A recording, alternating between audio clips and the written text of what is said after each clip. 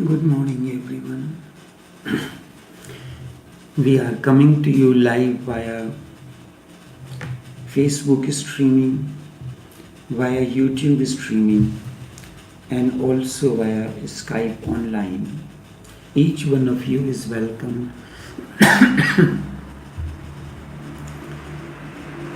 Madness and repression. What is the relationship between the two, madness and repression?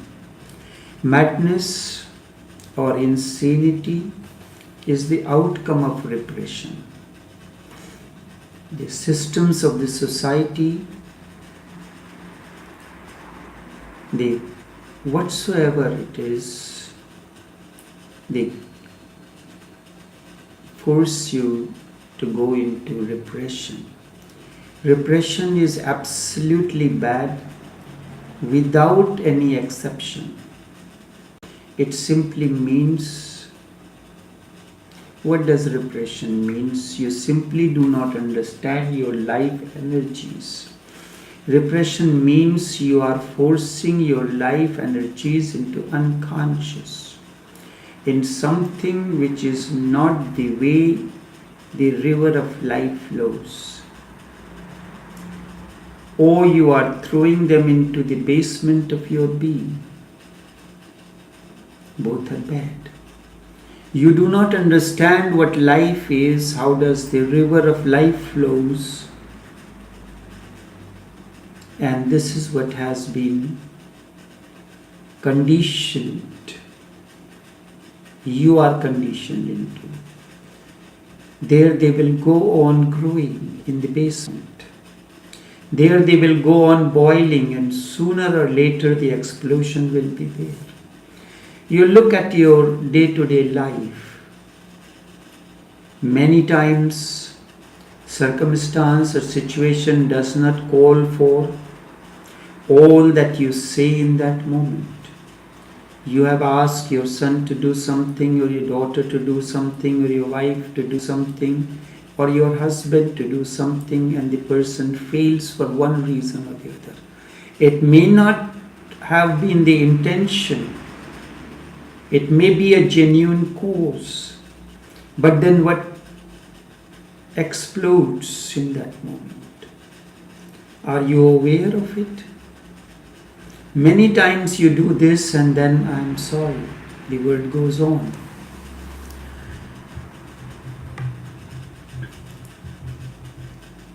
Deep within, where you have been throwing them in the basement, they go on growing, and then they will explode from there one day.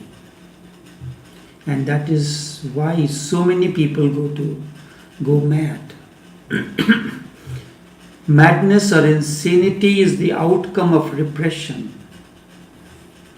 This is the cause of the mental sickness. This is the cause of the mushrooming of the psychiatrists. Even if they are not mad, still almost everyone is mentally disturbed in one way or the other. Someone is emotionally disturbed or some other way, but very rarely you will find who is of sound mind. Very rarely you will find one who is not mentally disturbed. In United States of America, it is said that out of 4, 3 persons are mentally disturbed. 3 out of 4 are mentally disturbed. And do not think that is so only in America. The only difference between America and other countries is that America has the latest data available. If you want to know about India, you cannot know anything because no data is available. Americans are more honest. If you ask a person anything, he will answer it more sincerely than an Indian. The Indian may be sexually boiling within, but from his outside he will always keep a holier look. He will not be sincere. You cannot find real figures about anything. If you ask any woman, have you ever fancied about other men except your husband? She will say no, never. Not only in this life, but in other lives either. And not only in the past, even in the future, I am going to cling to this man. Unless you are utterly a rock inside, it is impossible to fancy someone once in a while. That does not mean you are attracted. If you have sensibility, if you have sensitivity, if you have intelligence, it is natural to be attracted once in a while. Nothing is wrong. That does not mean you are committing a sin. That simply means that you understand the nature of beauty. That simply means you understand the nature of the beauty.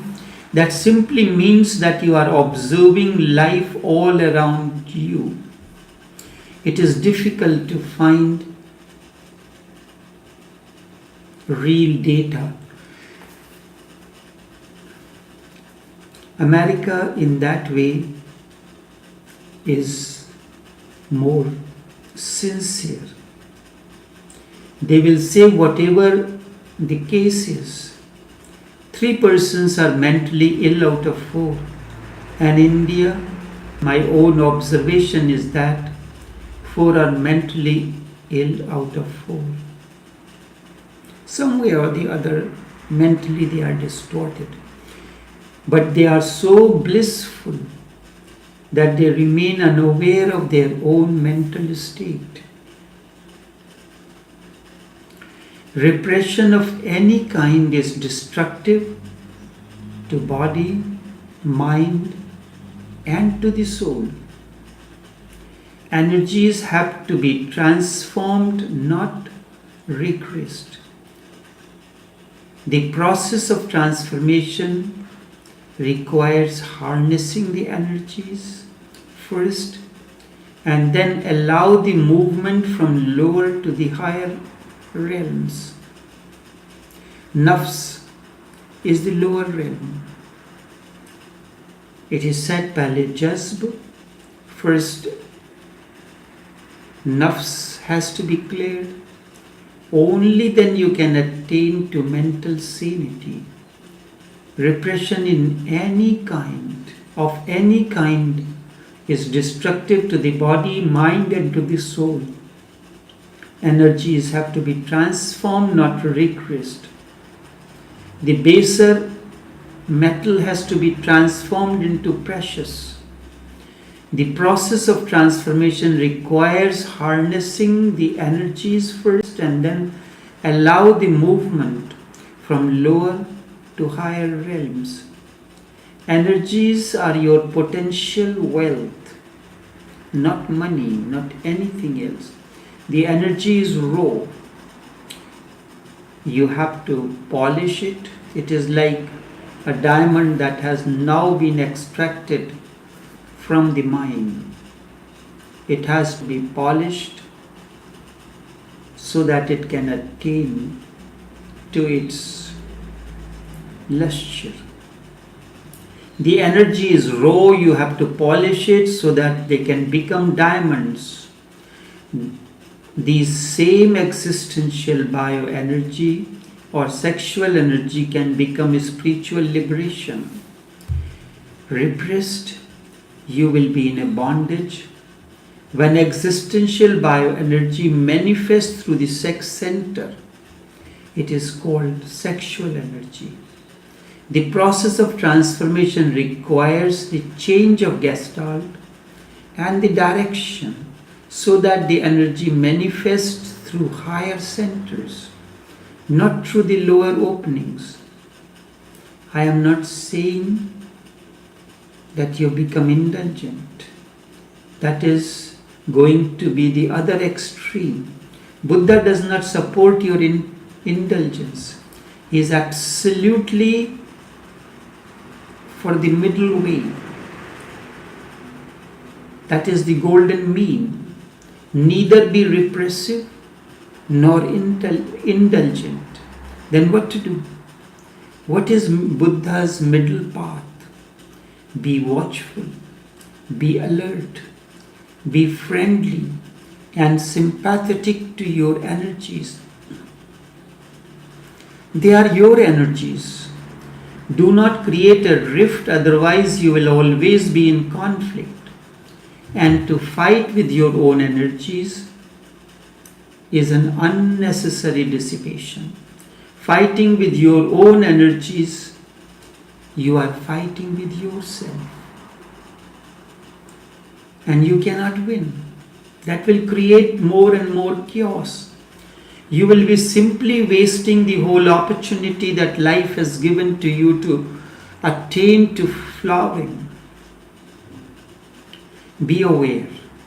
There is no need to repress or indulge in energies. Be aware, be natural, let energies be accepted and absorbed. The moment you accept it, these gets absorbed. And then the same crude energy becomes so refined, passing through awareness, that flowers blossom in your being.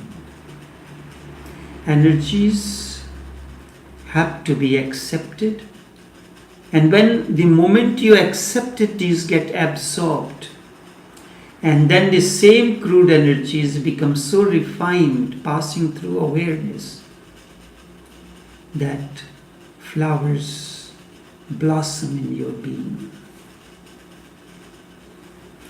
Know these as the lotus of enlightenment, secret of the golden flower. Unless that happens, you will never feel at home in existence. You will never be blissful. You will never feel what God is. You will never feel what nirvana is and what liberation is. So there is no need to fight with your own energies, because that will create dissipation. When you fight with your own energies, in fact you are fighting with yourself. So stop fighting with yourself. You cannot win that. And that will be simply a wastage. That wastage of the opportunity that life has given you. Be aware of this. Neither repression nor indulgence is the way. Only awareness, only being alert, only being natural is the way. When you are natural, you are alert, you are awake, you accept these. And the very acceptance, the energy get absorbed into the very cells of your being. Then the same crude energies become so refined that